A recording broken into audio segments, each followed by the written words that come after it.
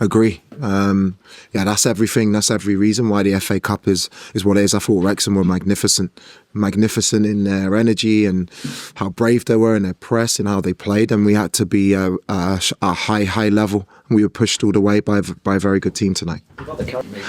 To be honest, nothing new. We went 1-0 down early against Aston Villa. We were 2-0 down at half-time against West Ham.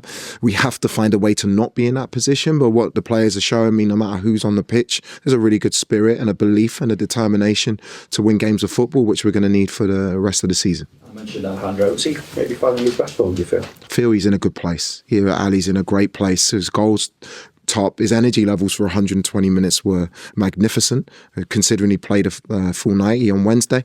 He's in a really good place, and it's really, really good to see him get his form in a really important stage of the season. And yeah, we needed elements of luck today because Wrexham were that good in terms of their performance. Yeah, it's the same against Crystal Palace about 6 weeks ago when I first joined. We played really well with 3-0 up. We have control, and yeah, we need to find a way to get us to game manage better.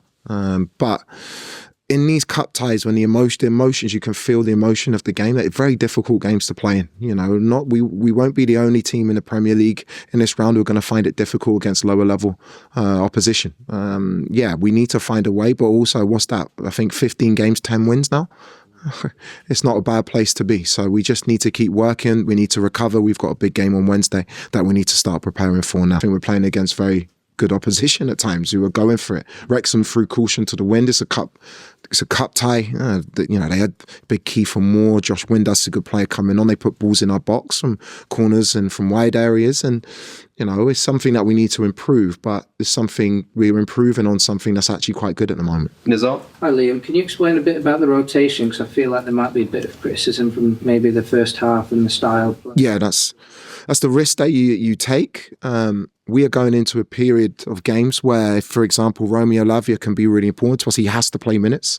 We have to get him to speed. Dario Asugo, we have to give him the time on the pitch. And it's not just about your first 11 or your first 12 players to get us to where we want to be. And the only way that our players and our squad are going to help us to achieve what I think is possible is for them to be sharp and ready, you know. So that's a risk that you take by rotating, but it's also the trust I have in the group to make sure we win games and get the squad in the best possible shape. Was it a bit of the ends justifies the means, and also could ask about the 120 minutes as well? Is that any issue going into PSG in terms of tiredness? No, I don't think it will be because of the way that we're rotating. I don't think that will be an issue going into PSG. The most important thing is that we were through this round. And also what I would say is it's not guaranteed if you start your first 11 that these games become easier. These are tough games. And also the amount of games that my squad have had in the last 18 months is the biggest in the world. So at some point I have to trust the group. They repaid my trust with the result tonight, and I'll keep making strong decisions based on where I think we can get to at the end of the season. John? You've got to take into account, again, when you make changes, there's a rhythm and a consistency in the rhythm that you need. That's definitely true. That's a risk as a manager that you take.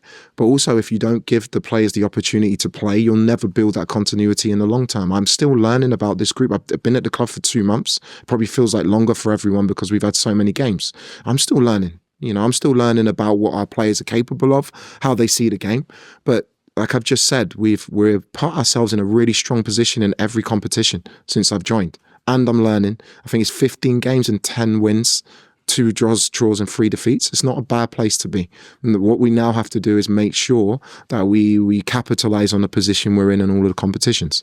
In terms of the first half and the rotation, and like you said, trying to give people opportunity, do you feel maybe what you take from that first half is that you might not be able to rotate as heavily the further you go in quarter one of the FA Cup down stage of the Champions League? Yeah, for sure. Yeah, you're making decisions as you go. And I promised the group when I came in that I would make decisions on my time with them. You know, I've analysed everything before I've come. That's my job. But you learn about your players when you work with them, the detail that you give them, who understands it, who doesn't.